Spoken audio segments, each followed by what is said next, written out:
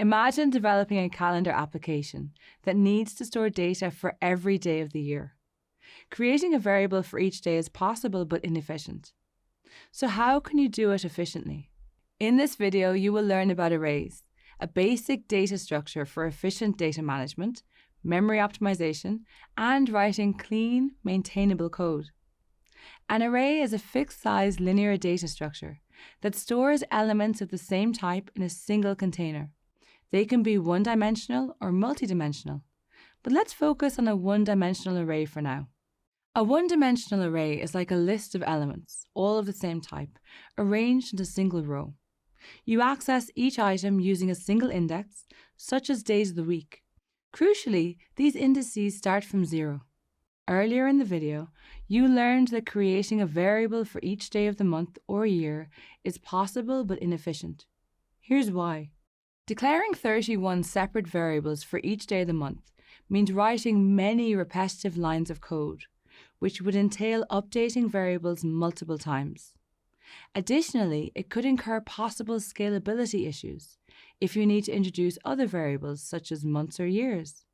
And finally, it would reduce code readability and increase the chance of making errors. So instead of creating separate variables, you can use an array. Declaring an array in Java allows you to create one variable with many values. This method manages memory efficiently and adds flexibility. Let's explore how to declare a string array. The keyword string defines the data type, and the square brackets indicate an array. In this example, the word string is followed by square brackets, while the variable, days of week, instructs Java to create a string array without specifying its size or values. You can also declare an array with square brackets after the variable name.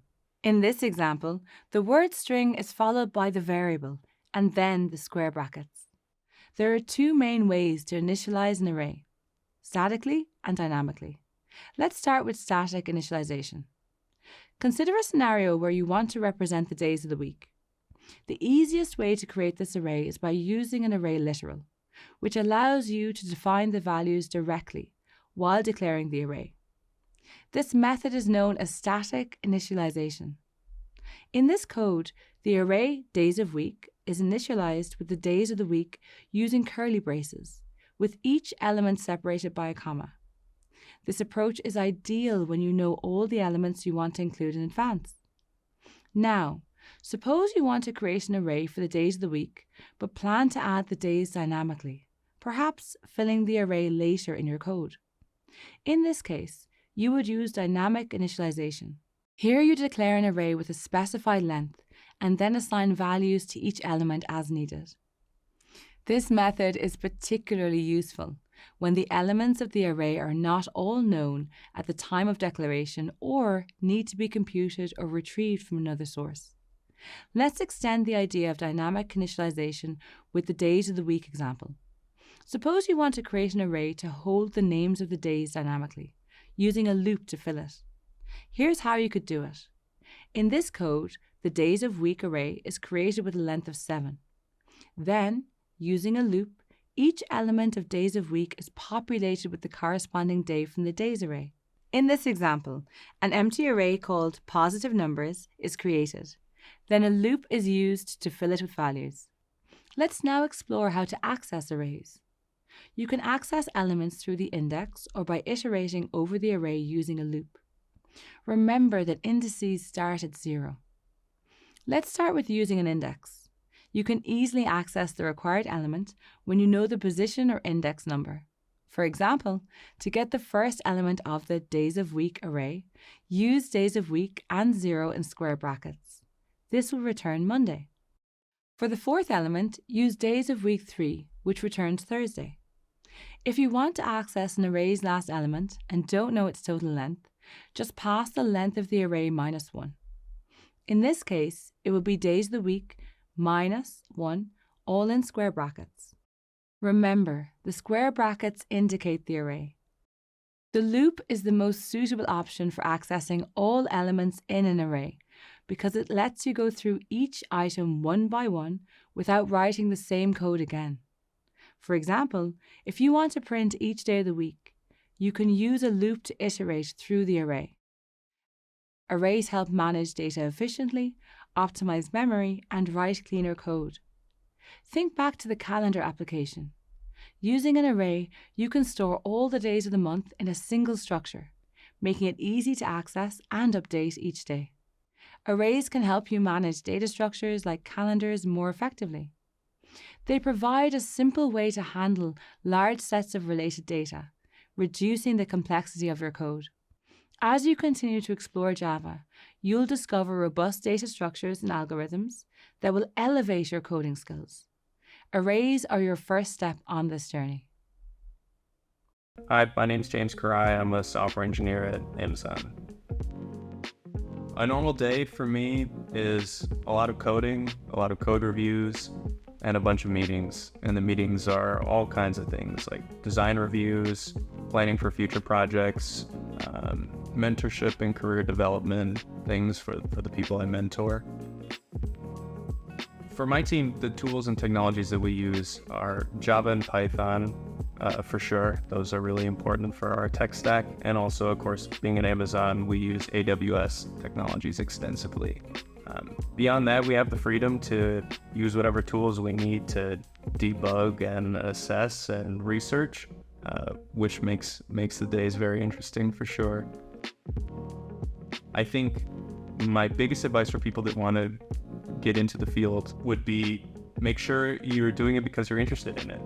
Today, there are millions and millions of software engineers at all different kinds of levels of involvement. So people can learn really high-level technologies and not understand the lower level implications. So it can be really overwhelming if you want to break into the field. Like, do I have to learn everything, or what's important? But if you're not interested in getting into the weeds, I think it'll never be fulfilling as a job.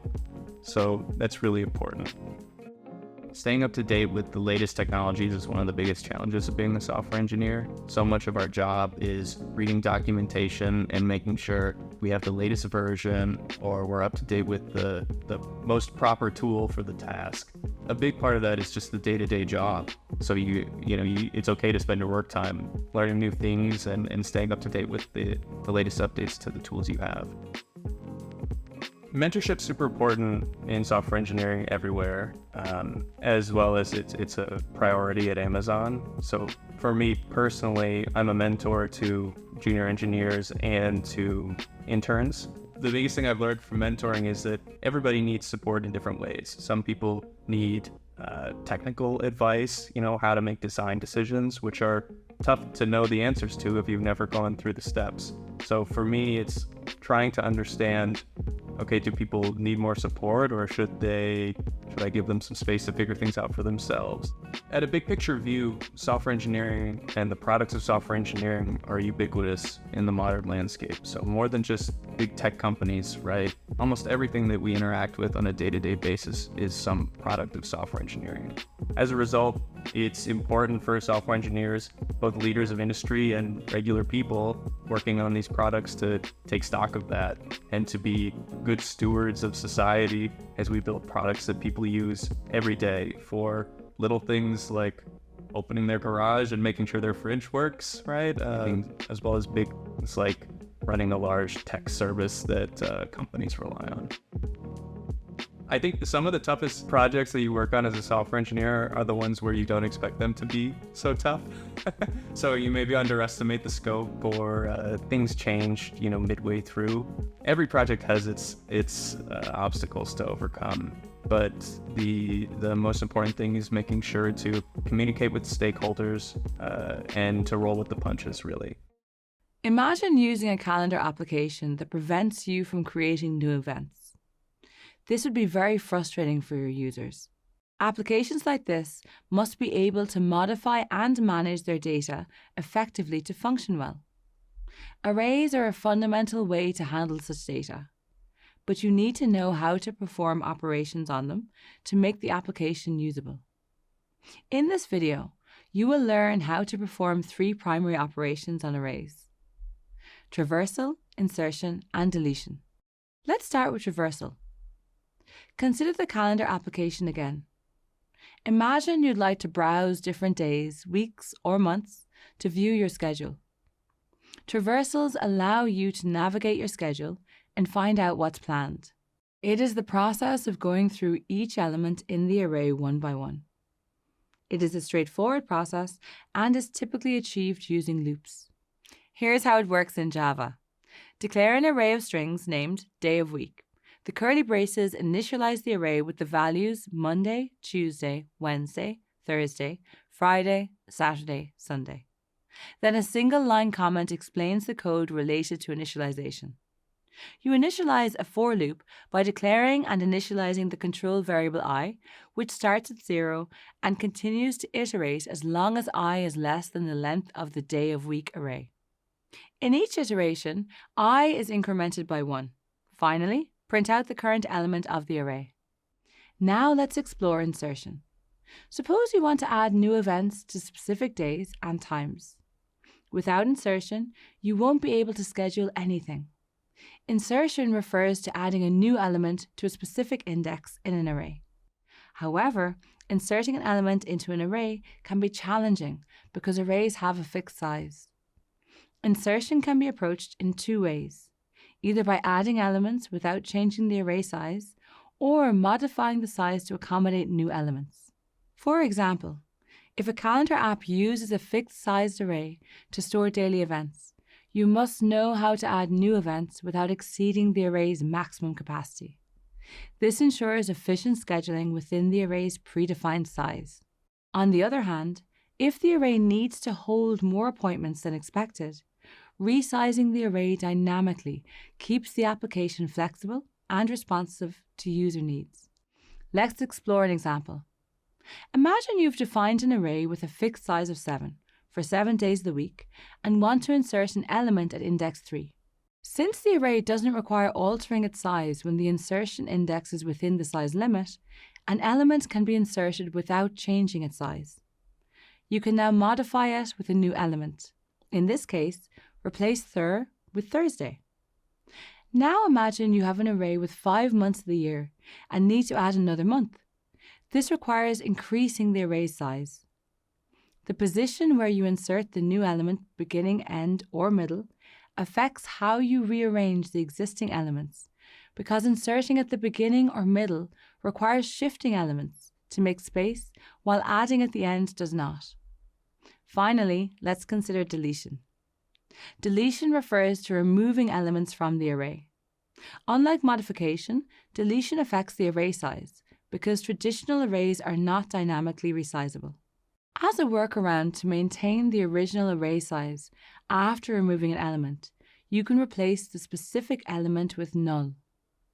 This keeps the overall size of the array unchanged. But what if you want to delete an element by altering the array size? In this scenario, like insertion, you would create a new array and copy all other elements except those you want to delete. Don't worry about that logic just yet. Simply understand that a new array is created and elements are copied one by one using a loop, excluding the element at the index you want to delete. Working with arrays is an essential skill for programmers. Here are a couple of key points to remember when working with arrays. Inserting or deleting elements in the middle of an array requires extra memory, which is not always the best solution. Deleting and replacing elements with null values can waste memory because the array size remains unchanged. If not appropriately handled, this can lead to null pointer exceptions.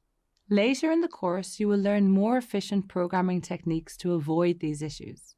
Mastering these array operations ensures you can build robust applications when you enter the professional world. Imagine you're buying tickets to a highly anticipated movie online. How does the system show you which seats are available in real time, even as hundreds of others are trying to buy tickets at the same time? This magic happens with the help of arrays. You've already learned how to declare, initialize, and manipulate arrays, but now let's understand where they truly shine in everyday scenarios. In this video, you will learn the specific use cases for arrays using real-world examples. They include data collections with fixed sizes and when efficiency and memory management is required. Think about the calendar application you've been working with. When building such an application, you would need to keep track of dates, weekdays, and events throughout the month. To build it efficiently, you'd use arrays. An array can hold the days of the week, making it easy to access any specific day. For example, if you want to find the third day of the week, you simply use days of week.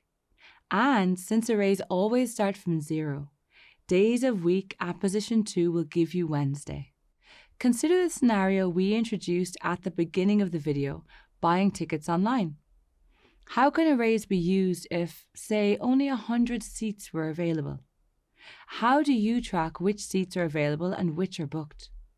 With an array, of course. Each seat corresponds to an index in the array. For instance, seat 0 is the first seat 1 is the second, and so on, up to seat 99 for the 100th seat. If you want to check if seat 50 is free, just check seat 49. Arrays provide an efficient way of handling data because they store elements close together in memory, making it quick to access any item. Plus, they don't waste space. Each element has its spot. Here's an example to illustrate this. Let's say we're building that calendar application, and in Java, you've written a string array with days of the week, Monday to Sunday. To find Thursday, you simply use days of week at index 3. Remember, arrays start at 0, so index 3 gives you Thursday. Efficient, right? Now let's apply this to the seating example. How do you choose the right data type for the seats to minimize memory usage? You could use an array of integers or booleans. An array of integers might seem like an easy choice, where each integer shows whether a seat is empty, indicated by 0, or occupied, indicated by 1. But keep in mind that each integer usually takes up 32 bits or 4 bytes of memory. If you have a lot of seats, this can use up a lot of memory quickly. On the other hand, using a Boolean array is much more memory efficient. A Boolean only needs 1 bit to show 2 states, true or false, representing whether a seat is occupied or empty. So, using a Boolean array can save a lot of memory compared to using integers. Each element represents a seat. For example, seat 0 is the first seat, and seat 1 is the second, and so on. If you need to check if the seat number 60 is available, just check at seat 59. So, why are arrays preferred in these scenarios?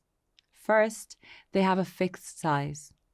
This makes them perfect for applications like a calendar or a seating chart, where the number of elements doesn't change. In other words, their positions are fixed. This makes your code clean and efficient, especially when looping through each day to display events. Arrays are also easy to access. Each element has a specific placement, so finding any item is fast. This is crucial for performance-critical applications, where quick updates and checks are necessary. And finally, arrays are efficient. They store elements close together in memory, which means accessing or updating any element is quick. This makes them ideal for applications that need to run smoothly and efficiently. To sum up, arrays are ideal for managing static collections of elements, like the days of the week. They are fixed size, easy to access, and efficient regarding memory and performance. So, next time you're building an app that needs to store a fixed set of items, remember the power of arrays. Imagine scheduling a jog for Monday morning in your calendar application. You wake up and start getting ready, but receive an urgent request to attend a meeting at work, so you cancel the jog. That evening, you reschedule it for later in the week. Using an array for this would be problematic. Can you think why? Predicting the number of events a user might have each day is impractical because life doesn't always go according to plan. You need a dynamic solution that can adjust for changes, like those in your calendar. Remember those Java collections you learned already? An array list is exactly what you can use here. Array lists don't require you to set a size up front. You can add events as your day fills up and remove them as your plans change.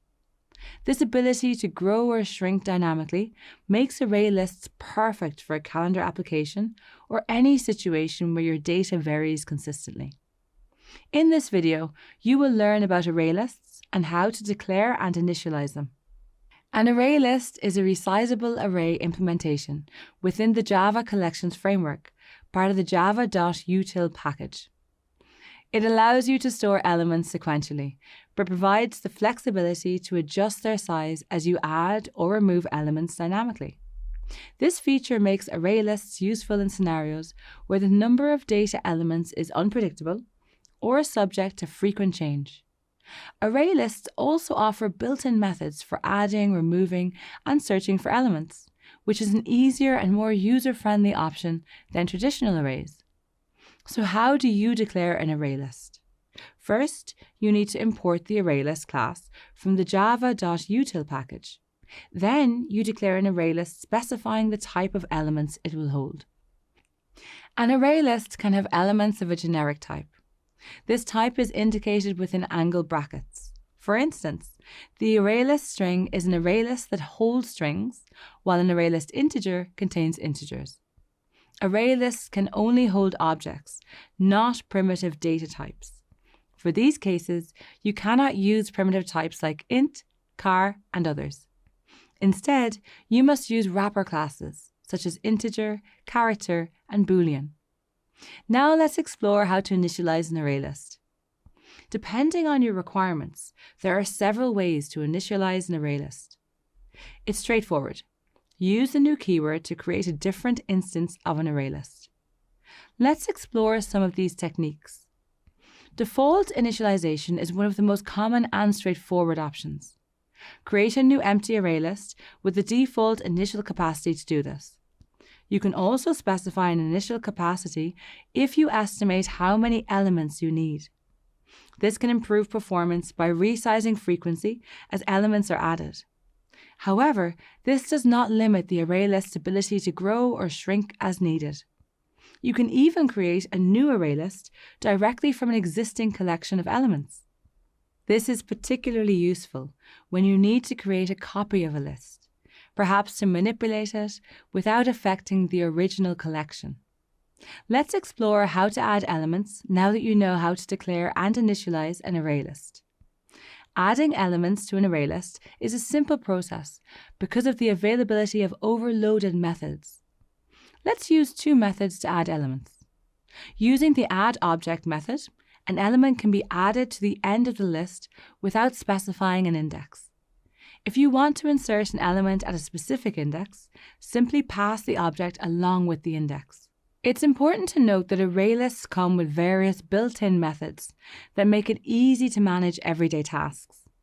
Functions like size, isEmpty, get, set, and contains simplify common operations requiring manual implementation with traditional arrays, making your code more efficient and less error-prone. You'll explore these methods in detail later in this course. Inserting or removing elements from the middle of an array list can be slow because elements must be shifted to maintain order. For instance, imagine your day is scheduled with 5 events in an array list: morning meeting, email correspondence, study session, project work, and evening jog. Each event is stored in the order you plan to complete them. Now, imagine adding lunch with a client after email correspondence at index 2. The array list must shift study session, project work, and evening jog one position to the right to accommodate the new event. Your updated list will now show morning meeting, email correspondence, lunch with a client, study session, project work, and evening jog. In summary, array lists offer a dynamic and flexible alternative to arrays, making them effective solutions for applications where the number of data elements can change over time.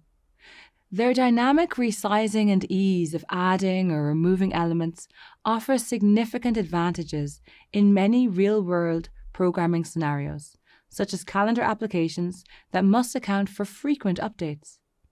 How will you leverage the flexibility of array lists in your next project? The choice is yours and the potential is limitless.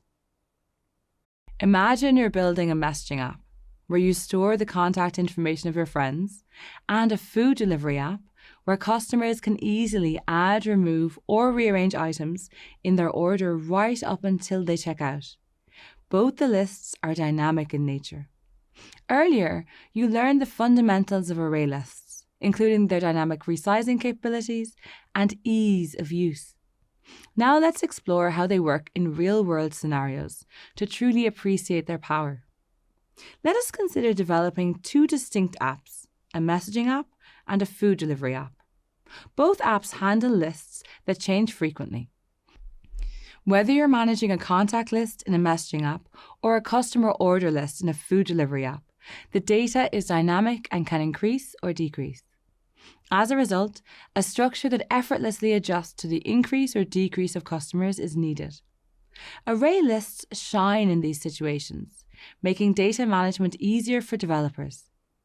Let's start with the messaging app. Users regularly update their contact lists by adding new friends, removing old contacts, or rearranging entries.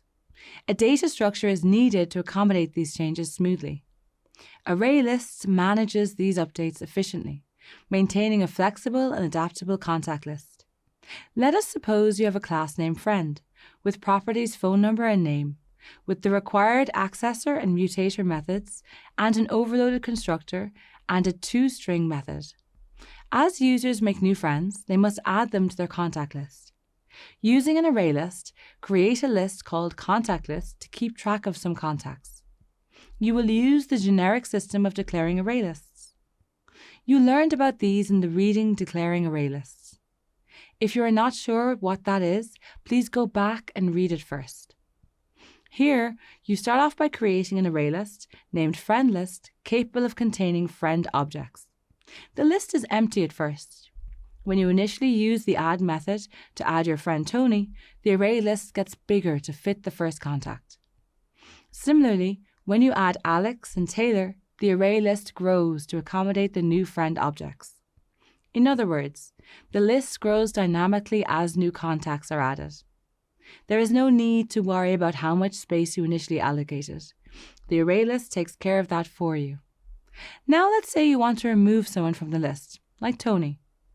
Since each friend is an object of the class friend, there are two ways that you can do this. You can remove by index or you can remove by value.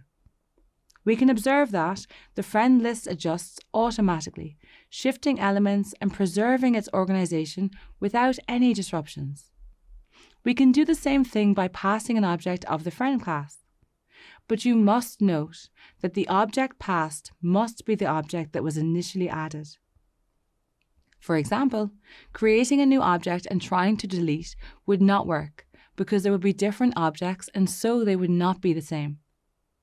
In order for the comparison to work, you would have to override the toHash and equals method of the friend class. To do this, go to the friend class and right-click on an empty area within the class and select Generate. Then select Equals and Hashcode.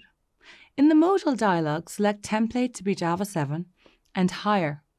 The Get Class Comparison expression is selected and the Use Getters when available checkbox is selected. Click Next. Now in the next screen, ensure the checkbox next to both the properties are selected. Click Next. Ensure the same for the next screen and click Create. This generates the methods to compare using the values of the name and phone number of the class. Now run the main class. It works. For the sake of simplicity, let us assume that we are dealing only with an array list of strings. Imagine you're looking for a contact named Tony on the list. Now the array list class provides you with a method named indexOf to search for a value. The method takes a value and returns the index of the position at which the value occurs in the array list if it is found. If it is not found, it returns -1, which would signify that it is not found, since the index value cannot be -1 as it starts from 0. You use this method to get the index of the value Tony. Since it may not exist, you use an if statement to check if the value is not -1 and only then try to access it. If you do not put the if statement, then it will throw an index out of bounds exception for the index -1. Then the get method uses that position to retrieve the actual contact name and stores it in the context variable and displays it. The same can be applied to the friend object. Remember, this will work only because you had overridden the equals and hashcode methods to compare by the properties. Let's now focus on the food delivery app example. In a food delivery app, orders can be added, removed, or adjusted before finalization. Array lists manage these frequent updates with ease, providing the flexibility necessary for dynamic order management. Customers often modify their orders, adding or removing items until checkout. Array lists adjust dynamically, expanding or contracting as needed. This capability is vital in scenarios where order sizes fluctuate significantly. For example, if the customer wants to add more items after removing the salad.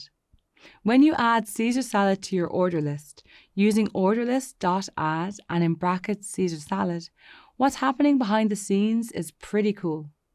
The order list automatically adjusts its size to make room for the new items. You don't have to worry about whether there's enough space, the list just expands as needed. When you use the add method with a defined index, you're telling the order list to place tiramisu right at the top of the list at position 0. If tiramisu is already somewhere else in the list and you want to move it to the top, simply remove it first using the remove method by passing the object name, like tiramisu, and then place it back at the first position. This process of reordering is super efficient with array lists because they automatically shift everything around for you, keeping the list organized without you having to manually shuffle elements. It's a quick and easy way to rearrange items exactly how you want them. Array lists are equipped to manage both small and large orders with equal efficiency. Whether the list contains a few items or dozens, array lists effectively handle the variability, ensuring optimal performance and memory management. In scenarios requiring real-time updates, such as replacing garlic bread with cheesy breadsticks, array lists enable these changes to be made effortlessly, keeping the order list accurate and up to date. With this code, you first check where garlic bread is in the list using the index of method. If the index isn't -1, meaning garlic bread is found, you can instantly swap it out with something else, like cheesy breadsticks, using the set method by passing the index value and object cheesy breadsticks. This allows you to make real-time updates to the order, ensuring everything stays accurate and up to date without any delay. It's a quick way to keep the list current and relevant. In the fast-paced app development world, where data constantly changes and user expectations are high, choosing the right tools can make all the difference. Array lists stand out as a versatile and essential solution for managing dynamic data. This video explored the practical application of array lists in real-world scenarios, showcasing their ability to enhance any app's functionality and user experience. Remember, using the power of array lists not only simplifies development, but also ensures that your applications can adapt to whatever challenges come their way. Imagine you are organizing your weekly schedule with a list of tasks and appointments. Some tasks might be added last minute, others might get cancelled, and you often need to check what's next on your list. Managing all these changes efficiently is precisely what an array list can help you with in programming. In this video, you will learn how to perform common operations on array lists in Java. You will understand how to add new elements, remove unnecessary ones, access specific entries, as well as how to utilize resizing methods. Let's say you're developing a calendar app where users frequently update their schedules. Fixed size arrays create bottlenecks in dynamic environments like this. Array lists, however, are dynamic arrays. They can expand or contract as needed, which makes them ideal for applications where changes are unpredictable. Imagine you need to update your daily appointments, maybe because you just realized you have an appointment that afternoon. How could you accomplish this using an array list? At its simplest, the add method can be used to add elements to the end of an array list, like a list of appointments in a calendar app. Notice that adding doctor's appointment does not require you to specify a position, unless you want it at a specific index. It simply adds to the end of the list by default or anywhere you select. The add method is also overloaded to accept an index and an element. This version inserts the element at the specified position in the list, shifting the element currently at that position and any subsequent elements to the right. This flexibility makes array list practical for scenarios like these, where your schedule can change immediately. Now let's say the unexpected happens and the appointment gets cancelled. How would you consider removing this from the calendar and updating this change quickly and efficiently? Array list uses the remove method to delete elements from the list. You just need to specify the element directly or its index. If you want to remove the evening jog from the list, for example, just pass the object. If the element is found and removed, the method returns true. If the element is not found, it returns false. Additionally, the remove index method takes an integer index and removes the element at that index. This returns the element that was removed from the list. If you want to remove the fourth element from the list, pass index 3 and that's it. Done. When managing a list of appointments, it's often necessary to check what's next quickly. This is where the get method of array list becomes extremely useful. Let's explore how you can use this method to access the day's first event.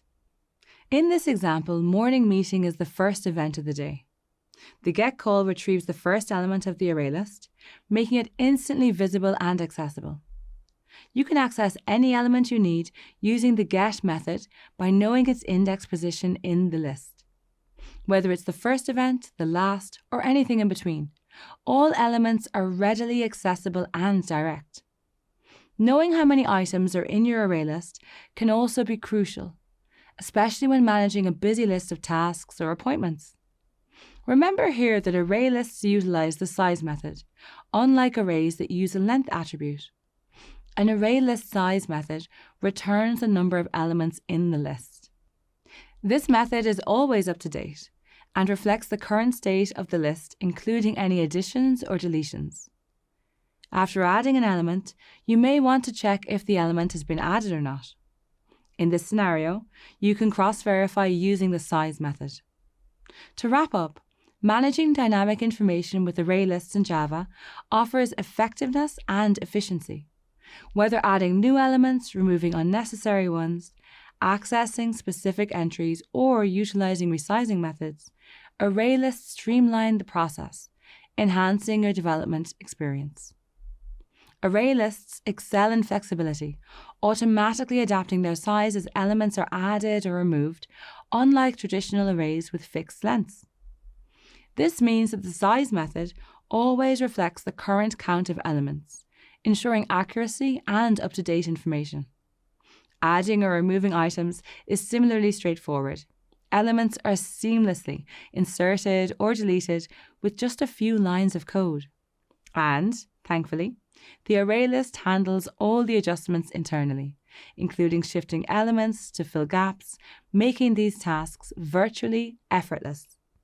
This stands in stark contrast to traditional arrays, where manual intervention is needed to manage elements effectively. Array lists simplify handling data collections in Java, making your code cleaner and your programming tasks significantly more accessible. Think about organizing songs on a playlist on your phone. You start with a fixed number of slots, similar to a CD with limited tracks. This is similar to how arrays work in Java. They have a fixed size. Once filled, you're stuck unless you create a new, larger array and copy everything over. But what if your playlist could automatically grow as you add songs without worrying about running out of space? Even better, what if you could easily remove or reorder songs without leaving gaps or manually shuffling? In this video, You'll learn how Java collections make it possible to manage data dynamically. Collections allow you to grow, shrink, and rearrange your data structures effortlessly. There are 3 primary types of collections: list, map, and set. The basic difference between a collection and an array is that a collection does not allow the storing of a primitive type, but only an object. Primitive types must be stored in appropriate wrapper class types, like integer for an int. In fact, primitive types are automatically wrapped in wrapper classes when we add them to a collection. First, let's explore lists. A list is a sequence of objects that can grow and shrink automatically, making it flexible for various programming needs. Within the world of lists, you have several options to choose from. First up, array lists. They're like arrays, but with a twist. Array lists come with built-in methods that make managing your data easier. Then there are stacks. Stacks work on the last in, first out principle, or LIFO. You'll use methods like push, pop, and peek to interact with the stack. And finally, there are linked lists. Picture a chain with each item linked to the next. This structure allows for efficient insertion and removal of elements. Lists are ideal for managing ordered collections of elements. The second primary type of collection is the map. Maps are collections of key value pairs, where each key is used to find its corresponding value or object. There are hash maps that convert keys into unordered hash values for fast lookups. Then, linked hash maps are like hash maps, but the objects are ordered by insertion. And finally, tree maps are naturally ordered. Maps are essential for efficiently organizing and retrieving data based on unique keys. They are invaluable for tasks that require quick lookups and maintaining precise associations between elements. The third type of collection is one with no duplicates and is called sets. For example, a hash set has unique key value pairs with no duplicate elements. Like linked hash maps, a linked hash set contains unique insertion-ordered elements, which means that the order of the elements stays in the same order as they are inserted. And of course, tree sets are naturally ordered. So, lists are great for managing ordered sequences of elements. Maps are perfect for storing and retrieving data using key value pairs. And sets excel at ensuring that no duplicate elements are stored. To get a better idea of the benefits of collection types, let's examine the array list in more detail. Think of an array list or linked list, both of which support a collection of elements. Both allow a collection of object types with added convenience methods provided by a Java class. Array lists and linked lists both have an impressive collection of ready-to-use methods. Let's discuss a few of them, which are common to both the classes. The add method appends an object to the end of the list, with no risk of an array out-of-bounds exception. The size method tells you how many objects are in the array list or the linked list. The clear method removes all the objects in the array list or linked list. And remove deletes the first occurrence of an object from both an array list or a linked list. In this example, there's an array list with different types of objects added: a number, a string, and a date. The size method tells us the list contains 3 items. You can retrieve and cast objects, such as extracting the string hello from the list. The remove method allows us to delete specific items. And clear wipes the list entirely, leaving it empty. So far, this video has touched on what collections are good for, like storing different types of objects in a single list. But working with collections also comes with some well-known challenges. One disadvantage is that you are never sure what type of objects are inside an array list if the underlying array is of type object. That means you must cast items to their actual type when you get items from an array. This example illustrates that when you get an object from a collection, it returns an object of type object when we do not use generics. In the example, you can see that when you create the array list, you do not state what type of object will be stored in the array list, and so you have added an integer, a string, and a date object. So when you use get, it returns an object of the object class, which has to be cast to the appropriate type.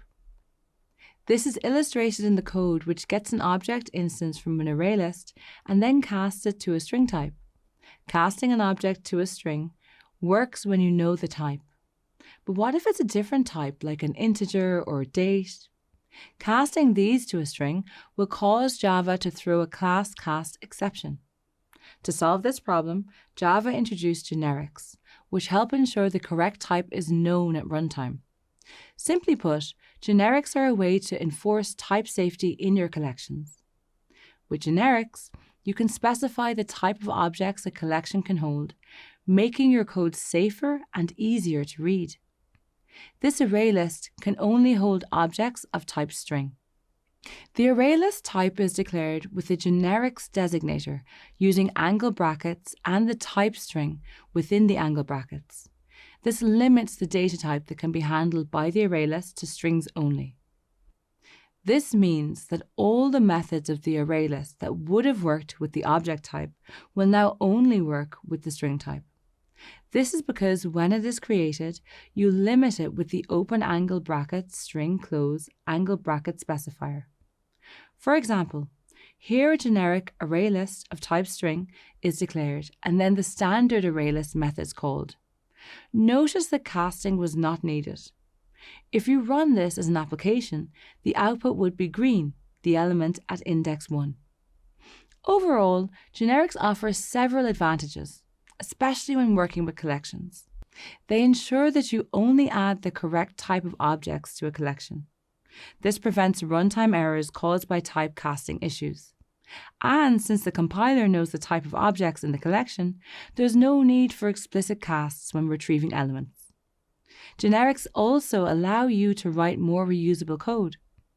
This is because a method that works with an array list using generics can work with any type, whether it's a list of integers, strings, or any other type of object.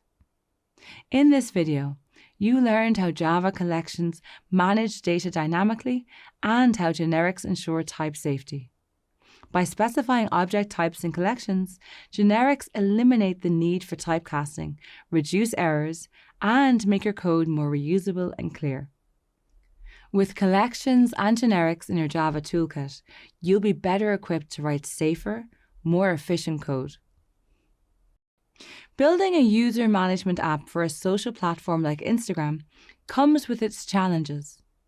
As the platform takes off, keeping track of things like usernames, roles, and activity logs can get tricky.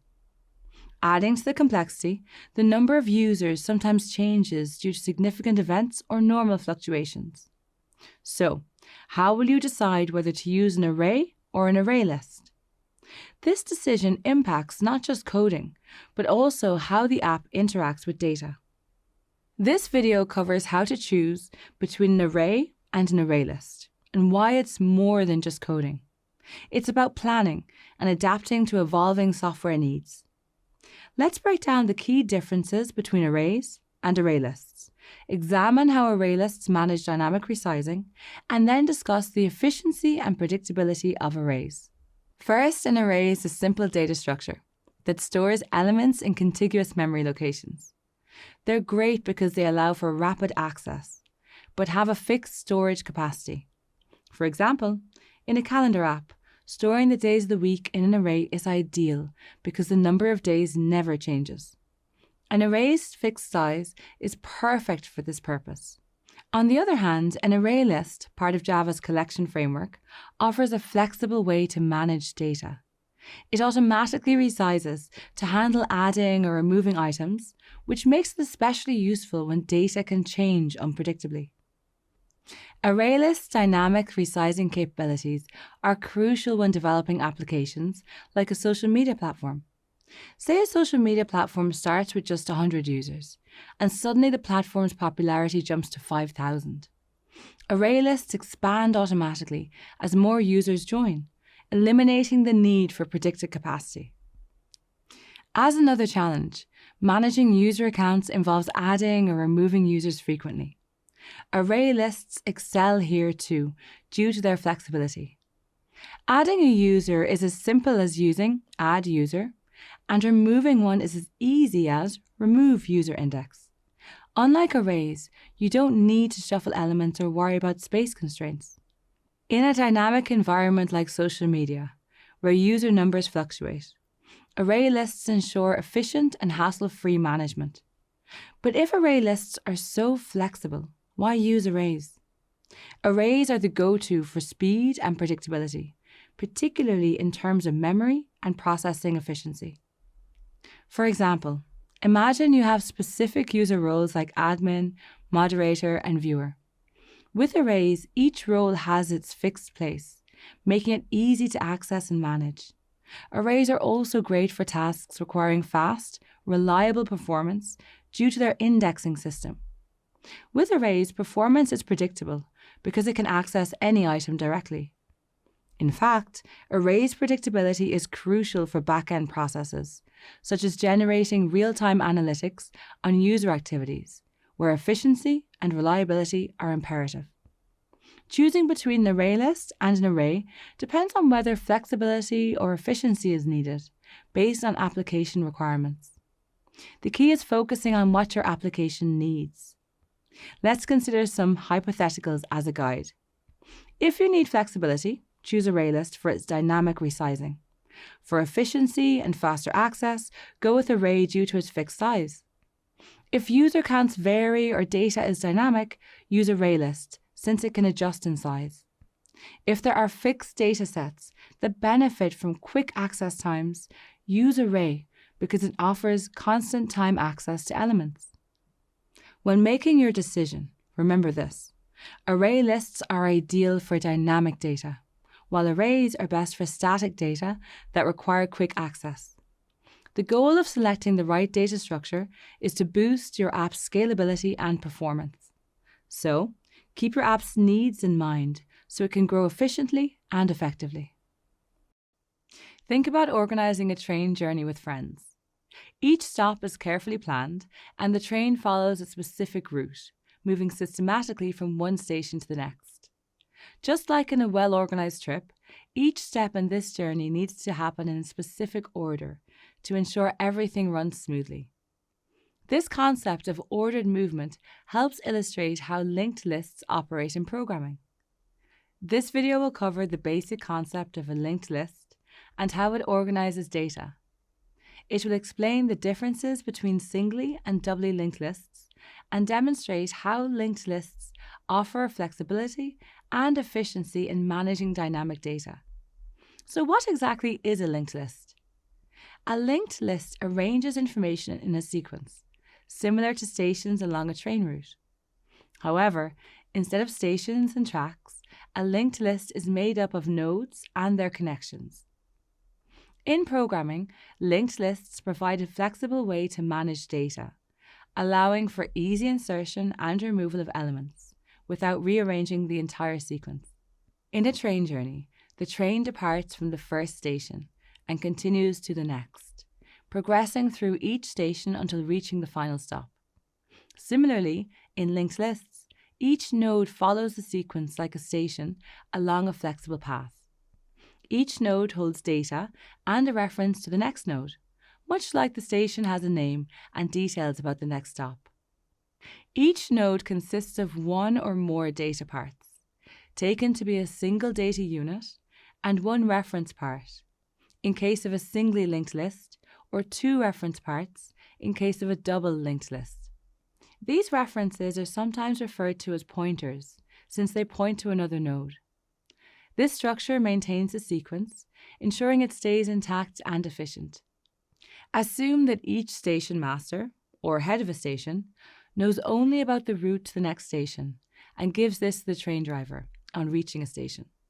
If this is the case, then the train journey to travel among the different stations is a fitting example of a singly linked list. In a singly linked list, each node is aware only of the next node in the sequence. Once a train leaves a station, it no longer interacts with the previous stops. This one-way flow is what characterizes a singly linked list. On this journey, there's no turning back, only moving forward to the next node in the sequence. Doubly linked lists, in contrast, resemble a route where both the station master, or head of the station, has information on both the next and previous stations. Each node has 2 pointers, one pointing to the next node and the other to the previous one. This two-way connection enables movement in both directions, making it easier to navigate the list or make changes from either end. Note that the first node's previous pointer will typically be null, as there's no node before it. So, why use linked lists instead of something simpler like an array?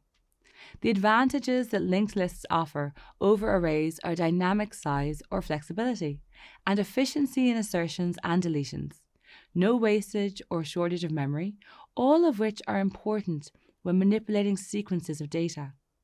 For instance, if you need to add a new station to the planned route at the last minute, it's similar to inserting a new node into a linked list. An array is like having all the stations on the route lined up in a fixed order, so adding a new station would require shifting all the others to make space. This process can be time-consuming and disruptive. With a linked list, you can simply update the references in the nodes. This makes manipulating linked lists quicker, easier, and less disruptive to the overall sequence. If you're working with a list where data is frequently added or removed, linked lists are an ideal choice. Take, for example, a playlist of songs where tracks are regularly added or removed. With a linked list, you can effortlessly insert a new song at any point in the playlist, without needing to rearrange the entire list. Another example is a to-do list app, where tasks are frequently added and completed. A linked list efficiently manages these tasks, allowing you to easily insert a new task in the middle of the list or remove one when it's completed. More specifically, single linked lists are ideal for situations where data needs to be processed in one direction, such as handling a queue of tasks, where each task must be completed in sequence. On the other hand, doubly linked lists are well suited for scenarios where you need to move in both directions through your data, like moving backward and forward among the train stations. To recap, a linked list is comparable to a well-organized train journey. Each node, or station, holds data and has a reference to the next stop. In singly linked lists, each node only knows about the next one, whereas doubly linked lists reference both the next and previous nodes. Understanding linked lists gives you a powerful tool for efficiently managing dynamic data. Whether it's a playlist, a to-do list, or any other data sequence, linked lists help you handle changes smoothly and keep everything running efficiently. Linked lists require dynamic management to be effective. This includes modifying, searching, updating, and deleting elements, all operations that are crucial for maintaining a list. In this video, you'll learn how to insert new nodes at different positions in both singly linked and doubly linked lists. Think of developing a program that reorders a book club's reading list as new books are added. For example, true crime thrillers, always a hit, go straight to the top of the list. Sequels get slotted in the middle to keep the story fresh in everyone's mind. Everything else? Well, they usually find a place at the bottom of the list. Let's explore how to manage these types of insertions in both singly and doubly linked lists. Let's start with a singly linked list, where each node only references the next one. Imagine adding a new book, the latest true crime novel, to the top of your reading list, making it the first book everyone reads. In a singly linked list, inserting at the beginning is straightforward. Create a new node, set its reference to the current head, and update the head to this new node. This operation is useful because it allows fast insertion at the start, ensuring quick access to the most important or recent elements. Doubly linked lists differ from singly linked lists in that each node references both the next and previous nodes, enabling traversal in both directions.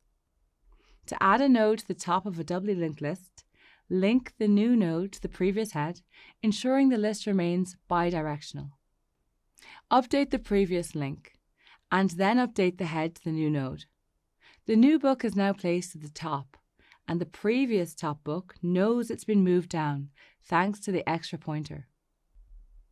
Now that we can add an item to the top of a linked list, how do we handle the bottom? Most books will fall in here, so to insert at the end of a singly linked list, simply traverse to the last node and link the new node there. This is like adding a new book to the end of your book club's reading list, where it patiently waits its turn to one day be read.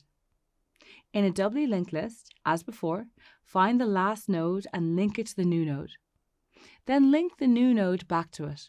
Done. The new book is added to the end where it belongs. And once again, the program knows here which book precedes it, so the bidirectional navigation is maintained. Many of a year's book releases are sequels or part of a series, making them ideal for the middle of the reading list. Inserting a node in the middle of a singly linked list involves finding the right spot and updating the pointers. So, just create a new node, link it to the next one, and then link the previous node to the new. Simple. When a new entry is added, the other entries are automatically pushed down. In a doubly linked list, both the next and previous pointers of the surrounding nodes need to be updated when inserted in the middle. The previous node's next link is updated to point to the new node, and the next node's previous link is updated to point back to the new node. The reading club will get to these entries eventually. The operations explored here were for both singly and doubly linked lists and can be applied to all your future projects. In general, choosing between these two structures depends on your specific needs, whether you prioritize memory efficiency or flexible navigation. In this video, you've learned how to perform insertion operations in singly and doubly linked lists, specifically adding nodes at the beginning, middle, and end. Implementing these simple yet powerful operations will enhance your ability to manage various data structures in future projects. Array lists are like a flexible to-do list, but what if you need to organize data in a strict sequence, moving only forward? This is where singly linked lists come into play. Picture a train trip across several cities, each connected in a straight line.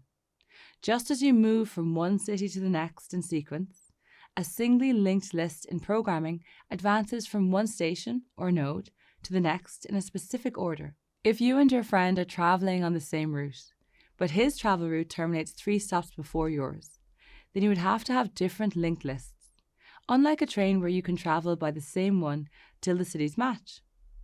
This means that if you are storing the names of cities in a linked list, and if the sequence is different, then the linked list must be different. In this video, you'll explore the structure of singly linked lists, how they're manipulated, and how they're implemented in Java. First, a singly linked list is a data structure where elements are arranged in a linear sequence. But unlike arrays, they aren't stored in consecutive memory locations. In a linked list, memory allocation is done only when a new node is added, which could be anywhere in the memory available. The operating system will decide where memory is allocated, which could be in a non-continuous location from the previous node. This is why you need a link to point to the next or previous allocation to access that area's value in memory. Each node has 2 key components, data and next. Data is the value stored in the node, like a city's name. Next points to the following node, similar to the next city on your train route. The first node, called the head, acts as the entry point to the list. Each reference, pointer, or link connects one node to the next, except the last node, which points to null as a reference. This indicates that there are no more items in the linked list. The term null means undefined, and in the case of linked list signifies the next node is undefined or unavailable. Similar to planning a train journey by connecting each city or landmark, working with a singly linked list involves declaring and linking each node, creating a path from one stop to the next. To begin your journey or list in Java, you must first define each stop by creating a node class. Each node stores essential information, such as the data, the name of the city, and a reference to the next stop. Once your nodes are defined, you need a way to manage your journey.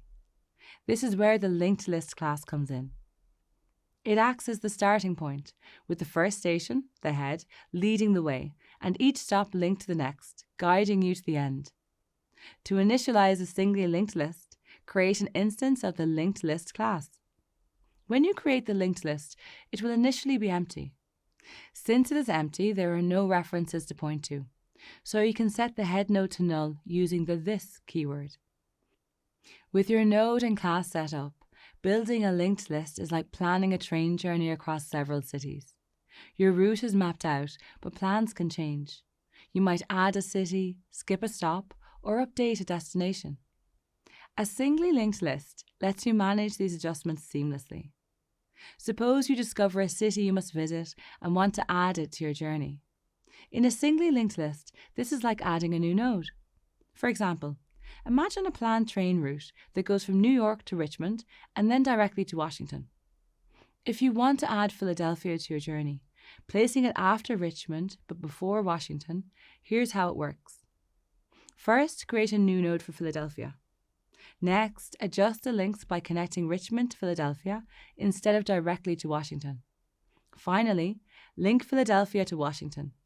Your journey now flows smoothly from New York to Richmond, adds a stop in Philadelphia, and continues to Washington without disrupting the other stops. In Java, adding a new node to a singly linked list involves updating the next reference of the preceding node to point to the new node, keeping the sequence intact while accommodating the change. If a stop no longer fits your travel plans, you can skip it. Suppose you decide to skip Philadelphia. You must remove the respective node from your linked list. Observe that Philadelphia is a part of the route because New York points to Philadelphia, which in turn points to Richmond. What if New York directly starts pointing to Richmond? Philadelphia will automatically be removed from the route. So, in a linked list, you identify the node to be removed and update its previous node's reference to point directly to the next node. The unwanted node is left out, keeping your journey smooth. So, instead of stopping in Philadelphia, you directly travel from New York to Richmond. With this adjustment, your train travels smoothly from New York to Richmond and continues to Washington. Removing Philadelphia simplifies your trip, allowing you to focus on the key destinations. This quick modification keeps your journey streamlined and aligned with your preferences. When you update the previous node's reference to remove a node from the singly linked list, remember that the removed node is no longer pointed to by any node. It means the removed node is dereferenced and cannot be accessed. If you want it back, you must create it again. But what if a stop changes? You visit a different part of the city or the destination name updates. In that case, you'll need to update the waypoints in your journey. In a linked list, this means simply updating the data in the corresponding node to reflect the change. Initially, your route starts in New York, stops at Richmond, and then heads to Washington. Remember, each city is a node, with data representing the city's name and next showing the link to the next city. To update it, locate the node containing Richmond and change its data to Philadelphia. Note that currently a node's data only contains city names, whereas in a real-life scenario, a node representing a city might contain detailed information such as city name, population, and coordinates. In such a case, the singly linked list behaves the same, except that the node now has more than one data point. Your journey adjusts accordingly. Now it starts in New York, stops at Philadelphia, and continues to Washington. This update demonstrates the flexibility of singly linked lists in managing dynamic data without needing to restructure the entire route. In this video, you've explored how linked lists work conceptually and in Java. A singly linked list is like a train journey, where each city is a node and the tracks between them connect you from one city to the next. The node of a singly linked list might contain data about anything, not just city names or detailed data points. This gives you the power to store a collection of objects together as a single entity, the singly linked list. This simple yet powerful structure enables efficient management of data sequences, whether you're handling a short list or a long chain of data. Just like a train journey where each stop is essential, every node in a singly linked list plays a crucial role in guiding you through your data efficiently and effectively. If trains could only ever travel in one direction, missing your stop would be disastrous because there's no way of returning. Thankfully, cities along a route aren't configured like singly linked lists, which can only move forward. Instead, they're more like doubly linked lists, allowing movement to the next and previous stations. In this video, you'll learn all about doubly linked lists. Specifically, you'll learn how to visualize, implement, and modify them in Java. You'll also learn essential operations like adding, removing, and updating nodes. A doubly linked list is advanced because each node links to the next and previous nodes. Each node is a fundamental part of a more intricate structure compared to a singly linked list. This dual link system makes data management much easier. They have three main components: data, which stores the information or value at that node; next, which is a link to the next node in the list; and previous, which is a link to the previous node in the list. Let's take this into Java now. Here's how you declare a node in Java. First, define a node class representing a single element in a doubly linked list. After declaring it, the constructor initializes a new node with the given data and sets the next and previous references to null, meaning the node does not yet point to any other nodes. The constructor initializes the doubly linked list by setting the head to null, starting the list as empty. Adding a node in a doubly linked list is like inserting a new stop on your train route. You must update the connections in both directions. Let's add a node in the middle, assuming you're traveling across several American states.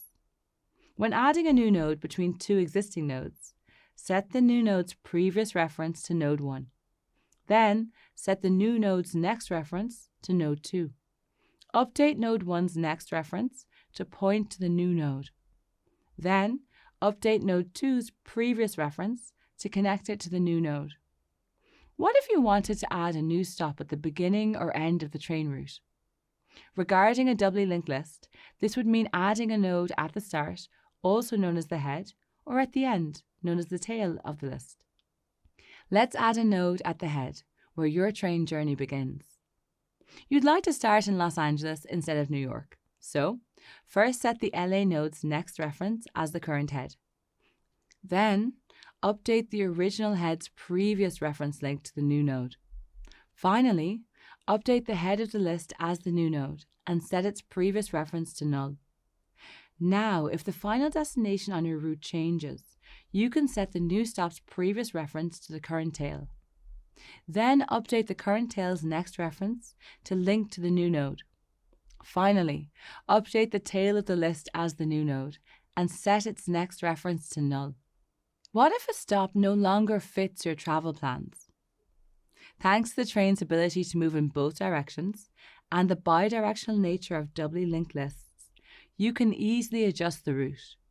In this case, it means removing a node. If the stop you're removing is in the middle of your journey, you'll need to reroute the tracks. First, update the next reference of the preceding node to point to the node after the one you're removing. Then, update the previous reference of the following node to point to the node before the one you're removing. The node you wanted to remove is now disconnected from the list, and the surrounding nodes are directly linked, maintaining the list's integrity. Since no node refers to the removed node, the next node takes its place. Now, if the city you're removing is the first stop, you'll simply start your journey from the next city, ensuring there's no track back to the old start. Similarly, if you're removing the last stop, you'll end your journey at the city just before it, cutting off the track to the removed stop. This keeps your trip smooth and uninterrupted, even with the changes. Let's start with the head. First, update the head as the next node in the list. Then, set the new head's previous reference to null to ensure no link to the removed node. Next up, the tail. First, update the tail as the previous node in the list. Then, set the new tail's next reference to null, cutting off the link to the removed node. The route now ends at Philadelphia, removing DC, node 3, from the list. Finally, let's explore traversal. In a singly linked list, traversal is a one-way street. You can only move forward from the head to the tail, following the next references. If you need to revisit a previous node, start over from the beginning. In contrast, a doubly linked list offers more flexibility. For forward traversal, start at the head and follow the next links until you reach the end, where next is null.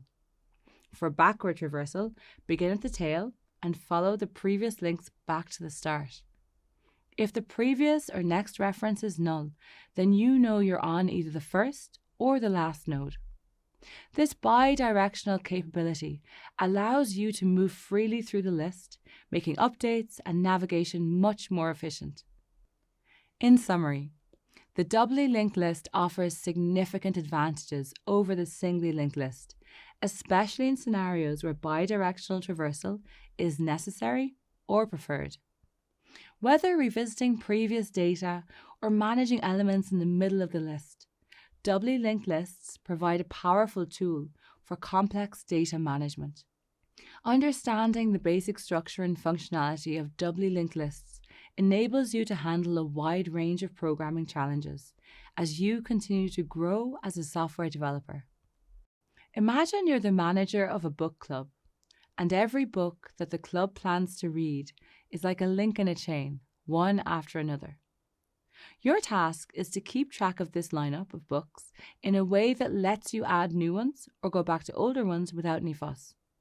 This situation is a lot like using lists in program-linked lists, which come in two types, singly linked and doubly linked.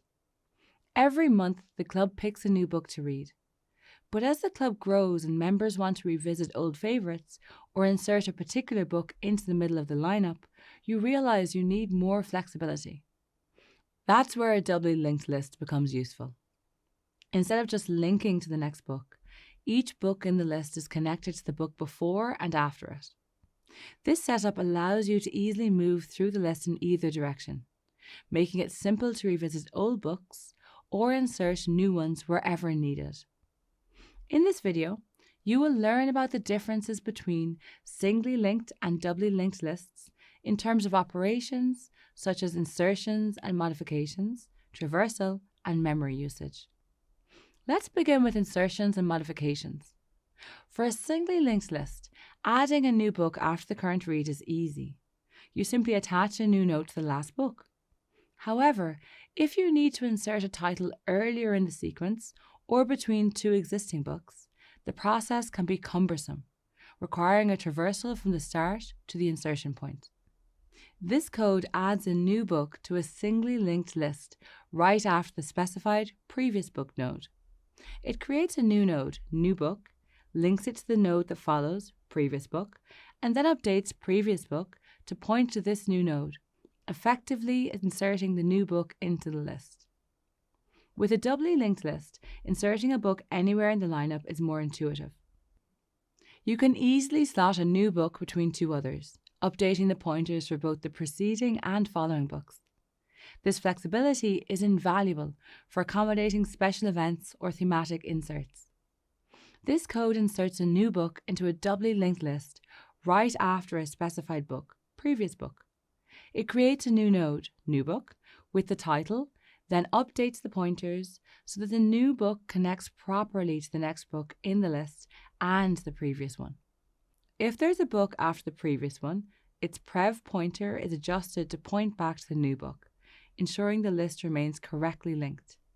Next, let's explore the differences between singly linked and doubly linked lists in terms of traversal. With a singly linked list, if members want to know what the next month's book will be, they simply check the note on the current book. This one-directional flow and traversal in a singly linked list is straightforward, but is limited to moving forward. The code current.next updates the current variable to point to the next node in the list. By doing this, the loop can move to the next book in the sequence during the next iteration. With a doubly linked list, should the club decide to revise a previous selection or look ahead, members can easily navigate in either direction. This capability is useful for planning anniversary reviews or thematic months, where past and future reads need to be coordinated. Imagine you're browsing through a digital bookshelf, and the Navigate Books function is your guide. It first looks at the current books by grabbing its title, current.book title. Then it checks if there's another book ahead, current.next. If there is, it notes the next title. Otherwise, it says no book selected. Similarly, it glances backward to see if there's a previous book, current.prev. If there is, it grabs that title too, but if not, it tells you this is the first book. Now that you've examined the differences between singly linked and doubly linked lists in terms of traversal, let's explore memory usage. Choosing the right data structure can often feel like deciding on the best organizational system for a large, evolving project. To better understand this decision, let's revisit our book club analogy. Memory management is critical in Java because it directly impacts the application's performance and scalability.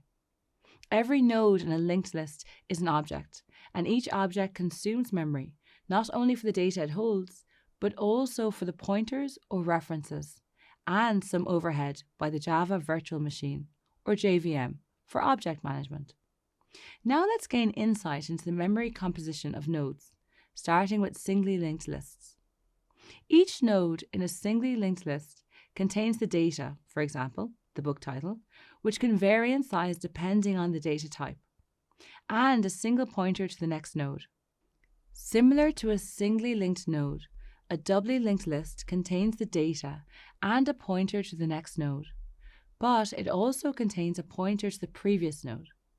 Let's analyze the memory implications for each type of linked list. The extra 4 bytes, 32-bit JVMs, in the doubly linked list nodes for the prev pointer might seem trivial, but in large-scale applications where millions of nodes might be involved, this additional memory usage can add up significantly. Let's conclude by examining the trade-off between using singly and doubly linked lists in Java. Singly linked lists are memory efficient. They only need to move forward through the data. They are efficient for insertions and deletions at the beginning or in the middle of the list. They are preferred in scenarios where memory resources are limited and need to be conserved. And finally, they are suitable for applications that process data sequentially. On the other hand, doubly linked lists are preferred when you need to move both forward and backward through the data. You need to easily add, remove, or access items from both directions. The data list is often updated with additions or deletions. The application involves more complex data handling, and data elements naturally connect in both directions, like in navigation systems. In this video, you learned that choosing between singly and doubly linked lists in Java is similar to managing your book club's reading list. If you only move forward from one book to the next, a singly linked list works well, simple and efficient. But if your club revisits old reads or inserts new ones in specific spots, a doubly linked list, like a flexible book lineup, allows easy movement in both directions. In application development, this decision isn't just about memory, but also how you manage and navigate your data. Understanding these trade-offs helps you make smarter choices that improve performance and user experience. Imagine curating a digital photo album with hundreds of unforgettable moments. You want to organize these photos in a way that allows you to access, add, or remove any image quickly. How you store them, whether in a structured grid like an array, or a more flexible chain like a linked list, affects how efficiently you can manage your album. But which approach is better? In this video, you'll learn about the time complexity of operations on arrays and linked lists to answer this question. You'll compare the time complexity of insertion, deletion, and traversal in both data structures. First, let's explore time complexity. It estimates the time an algorithm takes to run relative to the input data size and is expressed using big O notation, such as order of 1, order of n, order of n square, and so on. Imagine sorting through your photo album. Finding the one you want is easy if you have just a few pictures. But what if you had thousands? The time it takes to find a specific photo depends on how you've organized your album. Let's see how these concepts apply to arrays and linked lists. With arrays, accessing a photo is like knowing the exact slot in a photo grid where your picture is stored. If you see the index, like the position of a photo in a row, you can grab it instantly. This operation takes order of 1 time, meaning it's very fast regardless of the size of your album. In the code, you can observe reaching directly for the 3rd photo in a photo album. You know exactly where it is, at index 2, so you grab it instantly without looking through the others. This operation takes the same amount of time, no matter how many photos there are. In a real-time scenario, each photo is linked to the next one, like a chain. You might need to start from the beginning and follow each link to find a specific photo until you get to the one you want. This can take order of n time because the more photos you have, the longer it might take to find a specific one. Imagine flipping through a photo album page by page until you reach the one you're looking for. You can observe, start at the first page, and move forward one by one. So the time it takes depends on how far you have to go, which makes it order of n time complexity. So which one is better? The answer lies in the requirement. Arrays are the clear winner for quick access to any photo. They are also more efficient if you frequently need to find a specific photo based on its position. However, linked lists can be slower since you might have to traverse many images. Inserting a new photo into an array, especially in the middle, can be cumbersome. You might have to shuffle all the images to make space. This shifting takes order of n time because each photo might need to be moved to accommodate the new one. Suppose you're making space for a new photo in the middle of the array, which requires shifting the existing photos 1 slot over. The time it takes grows with the number of photos, making it an order of n operation. However, inserting a new photo in a linked list is more flexible. Adding the photo at the beginning or end is as simple as updating a link, which takes order of 1 time. If you need to insert it somewhere in the middle, you'll first have to navigate to the spot, which takes order of n time in the worst case.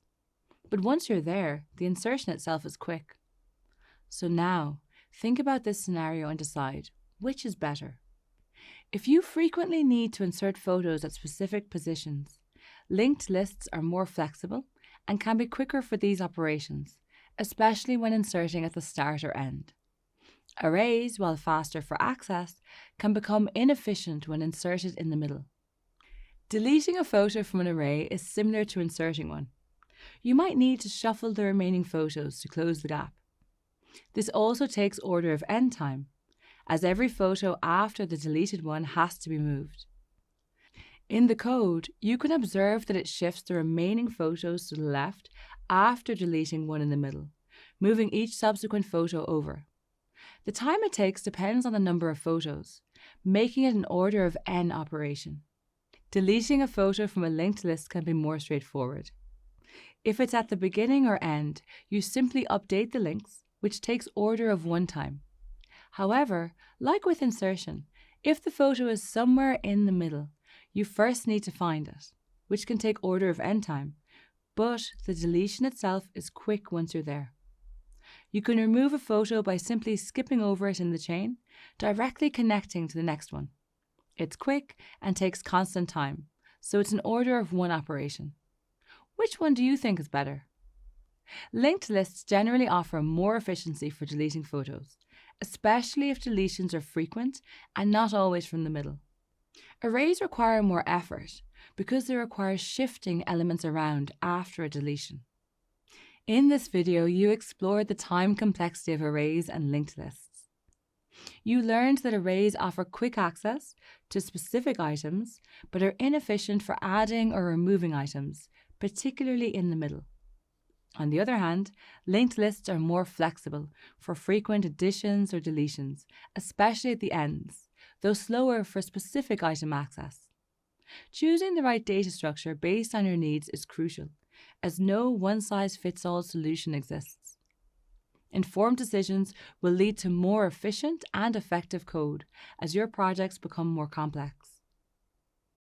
Imagine you're using your favorite text editor and just made a mistake.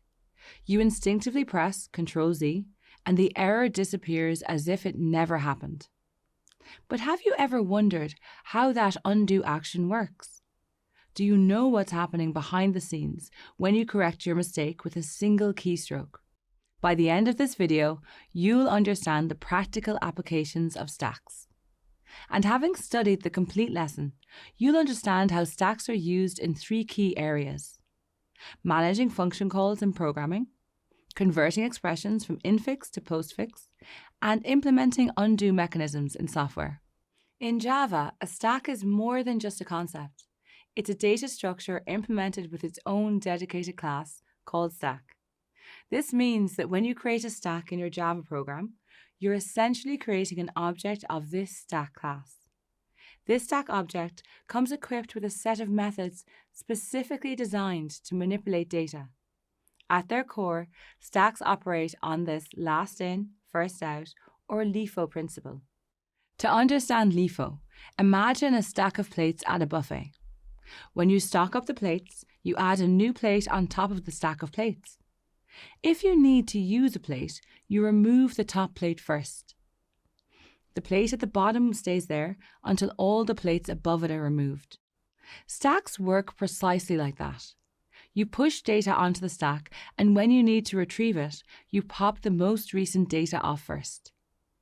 This behavior makes stacks incredibly useful in scenarios where you must keep track of actions or tasks in a specific order and revisit them in reverse. But how does this abstract concept of stacks translate into something practical in the programming world? Let's explore one of the most fundamental areas where stacks play a critical role in function calls. Have you ever wondered how a computer knows where to return after calling a function? Here's where stacks come into play. When a function is called, the code's current position and local variables are pushed onto the stack. The function then executes, and once it's done, the program pops the return address off the stack and jumps back to where it left off. This process ensures that the program can handle multiple nested function calls and return to the correct point in the code each time. Without stacks, keeping track of these return points would be chaotic and error-prone. The initial call is add 3 and 2. The stack starts with add 3 and 2 as the top and only element. The first recursive call is add 4 and 1. Therefore, add 4 and 1 is now pushed onto the stack, becoming the new top element. Add 3 and 2 remains just below it. The second recursive call is add 5 and 0. Add 5 and 0 is pushed onto the stack, becoming the new top element. The previous top, add 4 and 1, is now just below it. Returning from recursive calls, as add 5 and 0 hits the base case y equals 0, it returns a value and the stack begins to unwind.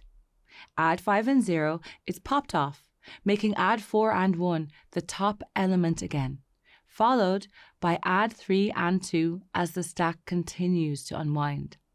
Next, let's talk about expression evaluation, particularly converting infix expressions. For instance, 3 plus 4 multiplied by 5 to a postfix notation like 3, 4, 5 multiplied sign, addition, sign. This might sound complex, but it's a critical process in how computers evaluate mathematical expressions.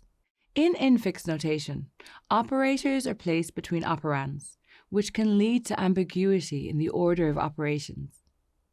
To simplify this for computation, the expression is converted to postfix notation, where the operators follow the operands. Stacks are the perfect tool for this conversion because they allow us to temporarily store operators and ensure they are applied in the correct order. By pushing and popping operators at the right moments, the stack helps us rearrange the expression into a form that's easy for computers to evaluate. Starting with the infix expression, 3 plus 4 multiplied by 5, where operators are placed between operands. Operator precedence can complicate the evaluation, so converting to postfix notation simplifies it. Now, let's take a look at this conversion, step by step.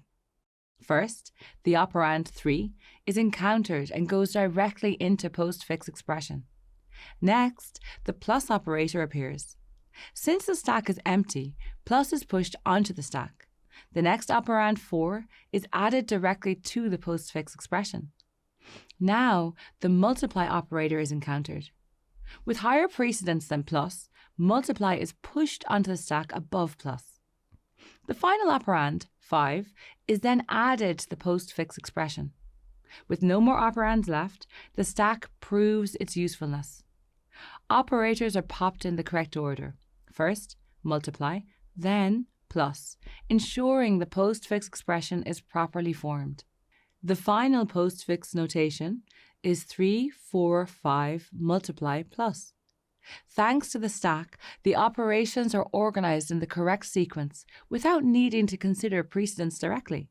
That's how the stack makes converting infix to postfix easy.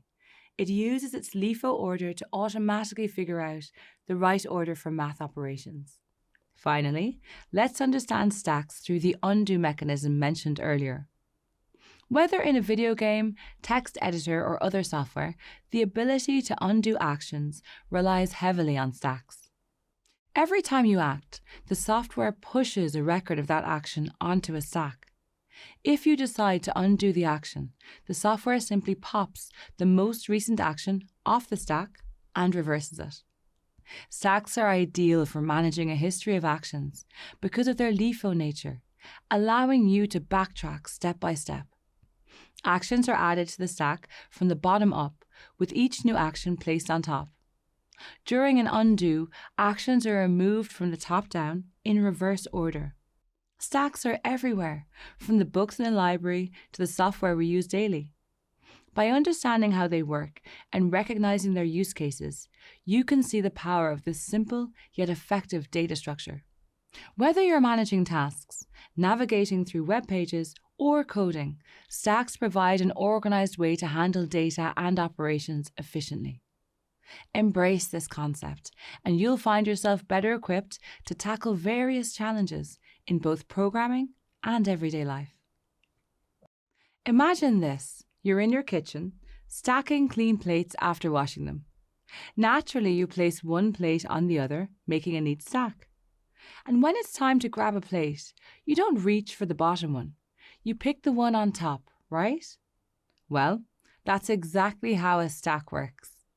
In this video, you'll explore the concept of stacks, one of the most important data structures in programming.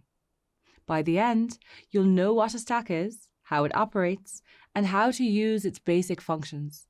So what exactly is a stack? It's a data structure that works on the last in, first out, or LIFO principle. You've already seen this in action with your plate stack. The last plate you put on the top is the first one you take off.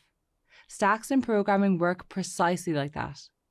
But before we go deeper, let's quickly define a linear data structure. This type of data structure has elements arranged in sequential order. Think of it like a line of people waiting to get into a concert. Each person stands in a specific order, one after another. Stacks aren't just a theory, however. They're used all over in programming. For example, when your browser lets you click back to return to the last page you visited, it's using a stack. Or when you're undoing a mistake in a document, same thing. Understanding stacks can help you recognize these patterns in everyday coding. Now let's get into the main operations that make a stack tick. There's push, pop, peek, and isEmpty. They sound simple, but they're also super important for managing data in a stack. Let's break them down. First up is the push operation. This is when you add an item to the top of the stack. Picture adding a plate to your stack of plates. It goes right on top, becoming the new top of the stack. In coding, when you push an item, it becomes the top item in the stack. To see how this works, imagine your stack of plates. Picture an empty stack where you first place plate 1. Then, plate 2 goes on top of plate 1. Finally, you'll add plate 3 on top of them all. As you'll see shortly, the last plate you added, plate 3, will be the first removed in a pop operation. This is how stacks follow the last in, first out principle. Now, what if you need an item? Then you pop it off the stack. The pop operation removes the top item from the stack. Just like grabbing the top plate, the last item you added is the first one to go. This operation usually gives you the removed item as well, so you can use it in your code. Let's return to the stack of plates. You have 3 plates in your stack, plate 3, plate 2, and plate 1. When you pop, plate 3 is removed first, followed by plate 2, and finally plate 1. Now the stack is empty. What if you don't want to remove the top item, but just want to see what's there? That's where the peek or top operation comes in. It lets you take a quick look at the top item without popping it off the stack. It's like glancing at the top plate to check if it's the right one. Let's return to the plates. If you peek when there's only one plate, you'll see plate 1. Now, if you push plate 2 on top and peek, you'll see plate 2. Finally, if you push plate 3, a peek will show that plate 3 is now on top. So with the peek operation, you get to see the top item without making any changes to the stack. In a stack data structure, peeking is useful when you need to know the top or most recent element, but want to keep the stack unchanged. Finally, there's the isEmpty operation. This one's handy when you need to check for any items left in your stack. When you run this operation and the stack is empty, it returns true. If not, it's false. Simple, right? It helps avoid errors, especially when you try to pop or peek at an empty stack. For example, in your plate scenario, you start with an empty stack. After pushing plate 1, the stack is no longer empty. The more plates you push, the more items the stack has. But before that first push, isEmpty would return true, meaning the stack has no elements yet. So, that's a stack in a nutshell. Just remember the last thing in is the first thing out. Elements are pushed onto the top of the stack and popped off from the top, just like how you'd handle a stack of plates. Remember this and you've got the essence of stacks. Keep practicing these concepts because they're foundational in programming, and you'll see them pop up, pun intended, in more advanced topics down the line. Imagine you're developing a web browser's history feature, where each new page visited gets added to the top of the history list. To manage this effectively, you're considering using a stack. But how do you choose the right implementation for your stack using arrays or linked lists? Each choice impacts how efficiently the browsing history can be managed, especially regarding time and memory usage for different types of users, from casual browsers to power users visiting hundreds of pages. In this video, you'll explore the time complexity of stack operations in an array-based implementation. You'll also compare linked list-based and array-based stack implementations, focusing on their flexibility and memory usage. Finally, you'll gain an understanding of the trade-offs involved in choosing between these two common implementations. Let's get started. Stacks can be implemented using arrays or linked lists. Both implementations adhere to the last in, first out, or LIFO principle, but they differ significantly in handling tasks like pushing, popping, and peeking. It's important to understand these differences when choosing which method to use in different situations. Let's start with the array-based implementation. In this approach, a stack is implemented using a fixed-sized array. Here's a breakdown of the key operations. Imagine your stack as a row of boxes. It currently holds 3 items, 20, 40, and 60, with 60 on top. When you push 80 onto the stack, it gets added to the next empty spot, which is at index 3. Now, 80 is the new top item, sitting on top of the stack. If you just want to check what's on top without changing anything, you peek. Right now, peeking shows 80, the top item. It's like looking inside the top box without taking it out. When you pop the stack, you remove the top item, 80. After popping, 60 becomes the top item again, and the space where 80 was is now empty. Let's examine the pros and cons. Array-based stacks are straightforward and offer fast access to elements. The main limitation is the fixed size. Array-based stacks use the same sizing rules that you learned when working with arrays in Lesson 1.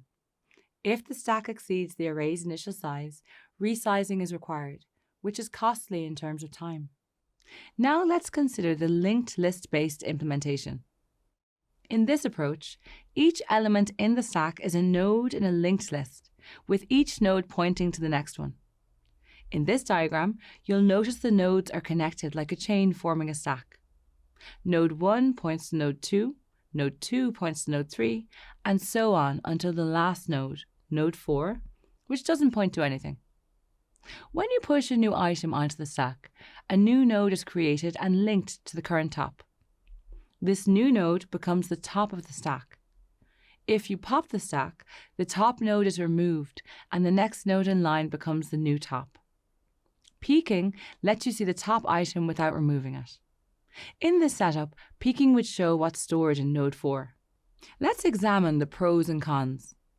Linked list-based stacks are dynamic and do not require a fixed size, making them more flexible regarding memory usage. The trade-off is that they require more memory per element due to the overhead of storing pointers, and they might incur additional overhead in terms of cache efficiency. Next, let's compare both stack implementations regarding flexibility and memory usage, starting with array-based stacks. Imagine you know exactly how many elements your stack will hold. In this case, an array-based stack might seem like a great choice. An array-based stack is simple, but limited to max size elements. If you exceed this, the stack needs to resize, which involves creating a new array and copying elements over, turning an order of 1 push operation into an order of n. The stack pre-allocates a fixed block of memory. If the stack doesn't fully use it, memory is wasted. Reallocating more space is costly in both time and resources. Push, pop, and peek are generally order of 1, but when the array is full and needs resizing, push becomes order of n, due to the time required to copy elements to a new array. Now, what if the number of elements in your stack is unpredictable? This is where a linked list-based stack shines. There's no predefined size limit. You can keep adding nodes as needed, and the stack will grow dynamically. This makes push operations consistently order of 1, regardless of the number of elements. Each node requires additional memory to store a reference or pointer to the next node. While this adds flexibility, it also increases the memory footprint compared to arrays, especially for large stacks. However, for very large elements, the overhead of pointers might become negligible. Push, pop, and peek operations are consistently order of 1 because they only involve updating or accessing pointers with no need for resizing. Array-based stacks are best when you know the stack's maximum size in advance and want to minimize memory overhead. However, resizing can be a costly order of n operation. On the other hand, linked list-based stacks are ideal for scenarios where the stack size is unpredictable.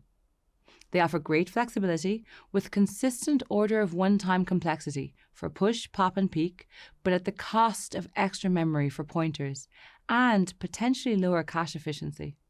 In this video, you learned that choosing between an array-based and a linked list-based stack depends on the specific requirements of your task management scenario. Consider the nature of the tasks you're managing when deciding on a stack implementation. Understanding the time complexity and memory trade-offs will help you make the best choice for your application. Imagine you're driving in the city during rush hour. You stop at a traffic signal and, to your dismay, see many cars ahead. The light changes and the car at the front goes first, followed by each car in order.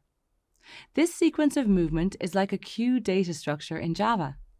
In this video, you'll get an idea of what a queue data structure is, specifically a standard queue. You'll see a breakdown of how a queue works using the first in, first out, or FIFO rule, and compare it to a real-world example to help you understand. So, what is a queue exactly? A queue is a linear data structure that stores elements in an ordered sequence. Elements are added at the back and removed from the front. A queue follows a first in, first out principle that defines its operation, making it ideal for scheduling processes or handling asynchronous data. To visualize the FIFO principle, think about how cars line up at the signal. The first car to arrive is the first one to leave. In the same way, the first element added to a queue is the first to be removed. A queue supports two primary operations, enqueue and dequeue. Let's quickly look at each. In a queue, you use the enqueue operation to add an element at the end, like a car joining the back of the line. Dequeue removes the first element from the front, just like the car at the front of the signal drives away when the light turns green. In a queue data structure, the first element added, or enqueued, is the first one removed, or dequeued. Let's see this visually. Imagine a queue of numbers starting with 2 at the front and ending with 6 at the rear. To dequeue, you would remove the front element, which in this case is 2. 3 now moves to the front of the queue. To enqueue, you would add a new element, 8, to the rear of the queue. You may have noticed the terms front reference and rear reference in the image. These play important roles. The front reference indicates the position of the first element in line. In other words, the next car to leave the traffic. This indicates the element that will be dequeued, removed, next. The rear reference represents the position where the next element joins. In other words, where a car joins the traffic line at the back. In the queue, this is where the next element will be enqueued or added. The front and rear positions change as more cars enter or exit the traffic line. Similarly, when elements are added or removed from a queue, the front and rear references adjust to show their new positions.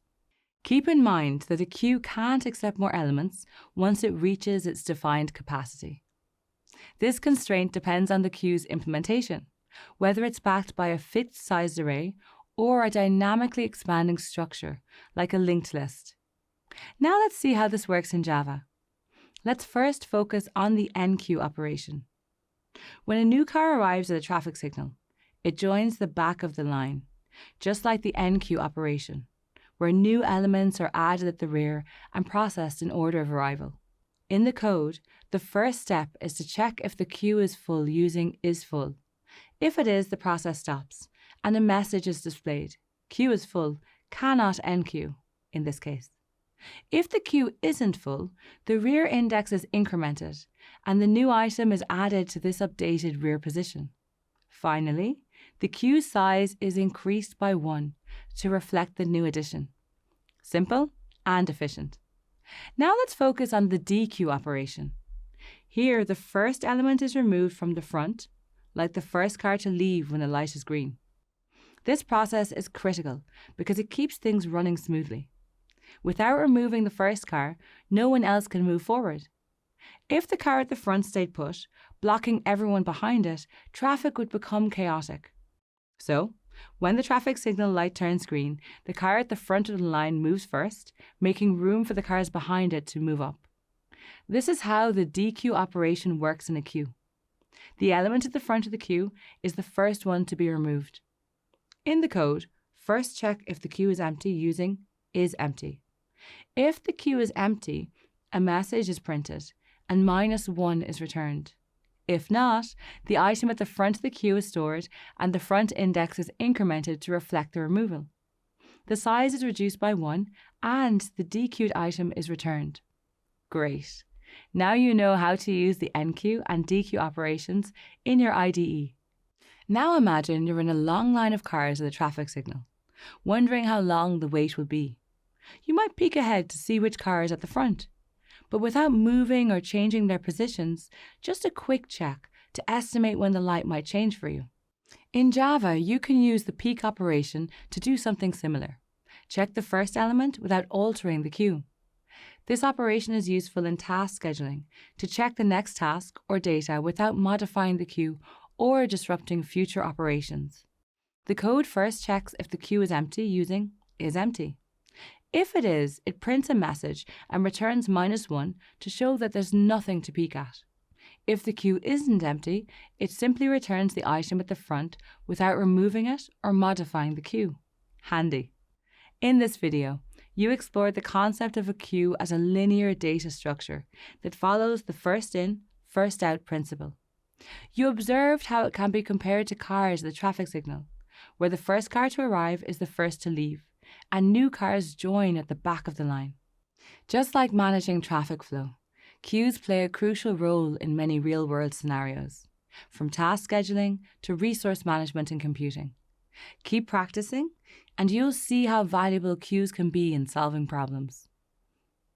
Imagine you're standing in line at a coffee shop. Everyone waits their turn, and the first person in line is served first. This simple concept of first come, first served is how a queue works. But did you know this everyday scenario is also crucial in how computers manage tasks? In this video, you'll explore the practical applications of queues, a fundamental data structure in computer science. You'll gain an understanding of how queues play a vital role in operating systems for CPU scheduling, handling I/O requests, and managing tasks like printer spooling. Finally, you'll delve into how queues are used in networking to manage data packets efficiently. Let's examine queues in more detail to learn more. A queue is a linear data structure that follows the first in, first out, or FIFO principle, similar to the line at the coffee shop. The first element added to the queue is the first one to be removed. This orderly approach is perfect for managing tasks where timing and sequence are critical. In contrast to stacks, which follow the last in, first out, or LIFO principle, queues ensure that elements are processed in the order they arrive. Like the coffee shop line, the first person to arrive is the first person served. Queues are used in various areas of computing to manage tasks efficiently and ensure that processes are handled in a fair and organized manner. Let's examine how the queue works in this coffee shop scenario. Here, person 1 is at the front of the line, so they're served first, as shown by the red arrow labelled 1. Once they're served, they leave the queue. Next, person 2 steps up, indicated by the yellow arrow labelled 2. They are served and then leave the queue. This process continues with person 3 and 4, following the arrows labelled 3 and 4. Each person is served in the exact order they arrived.